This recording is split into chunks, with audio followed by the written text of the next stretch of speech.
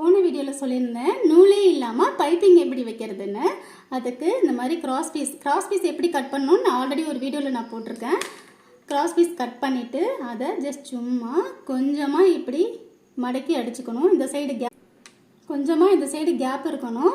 Okay, இப்போ already நான் அடித்து வச்சுருக்கேன். அதை எப்படி அடிக்கிறதுன்னு பார்க்கலாமா?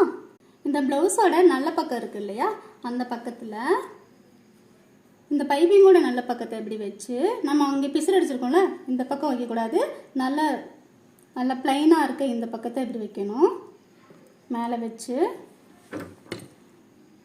அந்த எட்ஜில் ரொம்ப எட்ஜில் இல்லாமல் ஒரு 0.1 தையல் போடணும். போட்டு காமிக்கிறேன்.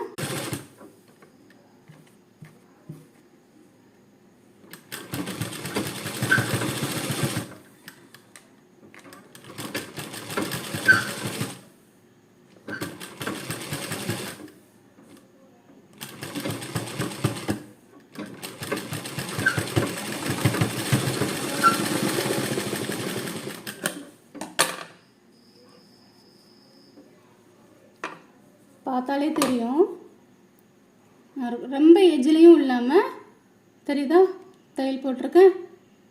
ஓகே, இப்போது இந்த கிளாத்தை இந்த மாதிரி கொஞ்சம் இப்படி லைட்டாக இப்படி விட்டுட்டு டைட்டாக பிடிச்சோன்னா பைப்பிங் வந்துருச்சா? டைட்டாக பிடிச்சா பைப்பிங் வந்துச்சா? இதில் இப்படி எட்ஜில் தையல் போட்டுக்கணும். சேம் கலர் த்ரெட்டு போட்டு அடிச்சிங்கன்னா தான் அந்த நம்ம மேலே கிளாத்தை தையல் போட்டிருப்போம்ல, அது தெரியவே தெரியாது. நல்லா துணி அப்படி லைட்டாக உருட்டி விட்டு நல்லா டைட்டாக அடிக்கணும். டைட்டாக பிடிச்சிட்டு அடிக்கணும். ஃபுல்லாக அடிச்சுட்டு காமிக்கிறேன்.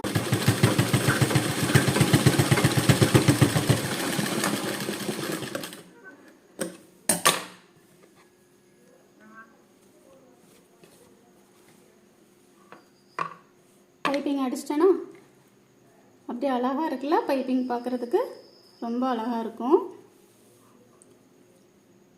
ஓகே, மறக்காமல் ட்ரை பண்ணுங்கள்.